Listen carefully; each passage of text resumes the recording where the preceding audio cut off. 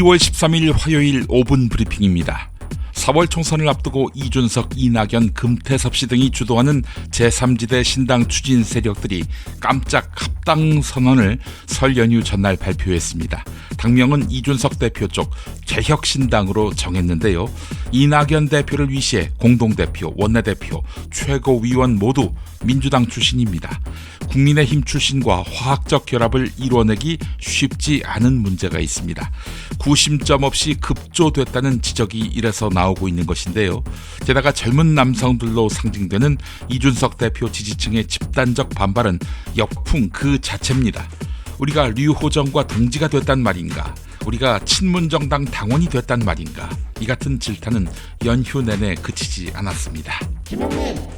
조국 전 법무부 장관이 어제 경남 김해 봉하마을을 찾아 노무현 전 대통령 묘역을 참배한 뒤 양산 평산마을로 이동해 문재인 전 대통령을 예방하고는 자신이 22대 총선에 출마하겠다는 의사를 전했습니다. 게다가 신당 창당의 뜻도 밝혔다고 하는데요. 오늘 그 입장을 공식화합니다. 최근 1심에 이어서 2심에서도 징역 2년형을 선고받은 조국 전 장관은 당선돼도 대법원에서 형이 확정되면 자동으로 의원직을 잃습니다. 이 같은 위험을 감수하고서라도 출마와 창당을 결행하기로 뜻을 굳힌 것 같습니다. 민주당은 당혹해하고 있습니다. 명절 민심을 전하는 국민의힘은 김건희 씨 문제에 대한 언급을 자제했습니다. 반면에 더불어민주당은 윤석열 대통령의 명품백 수수 해명이 오히려 공분만 키웠다라고 비판했습니다. 설 연휴 직전 방영된 윤석열 대통령의 KBS 대담이 화제가 된 것은 부인할 수 없습니다. 국민의힘 총선 출마자들이 경향신문 기자에게 윤석열 대통령의 대담에 국민 눈높이에 맞지 않는 부분이 있다라고 민심을 전했습니다. 이런 가운데 한겨레는 지난 7일 본방에 이어서 설날인 10일에도 재방송한 KBS를 질타했습니다. 노골적으로 대통령 경호심기에 나섰다라며 말입니다. 각종 대선 여론조사에서 1위를 달리고 있는 미국 공화당 유력 대선주자 도널드 트럼프 전 대통령이 방위비를 충분히 내지 않은 북대서양 조약기구 나토 회원국에 대해서는 러시아가 침공하도록 독려하겠다, 이런 취지로 발언했습니다.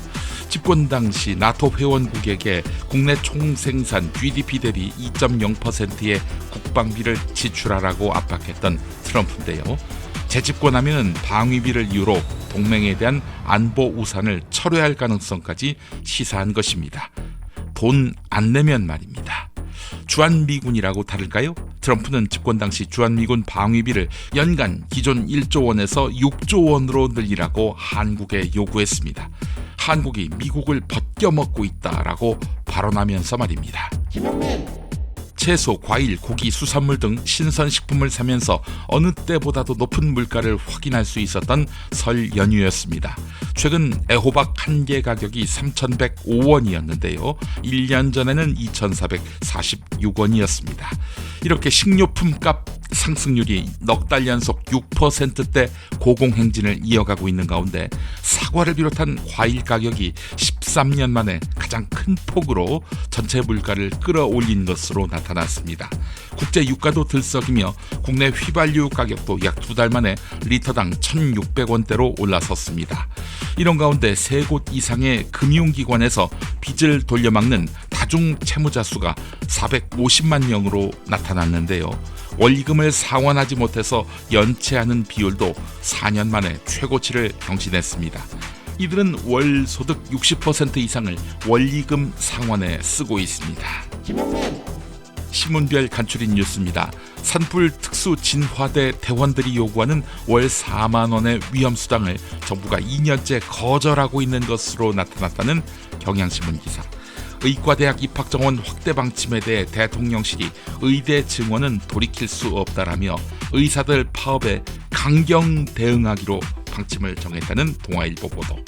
현재 전체 대학생의 절반 정도만 받던 국가장학금 혜택을 최상위 계층을 제외하고 중산층까지 확대한다는 총선 앞둔 윤석열 정부의 속보이는 민생 대책을 다룬 조선일보 보도.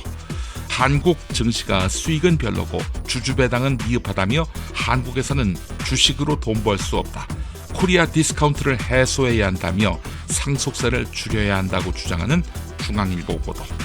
글, 그림, 사진을 마구 학습하면서 남의 작품을 베끼는 AI와 투쟁에 나선 할리우드 영화 창작자 7명과의 인터뷰를 다룬 한겨레 보도.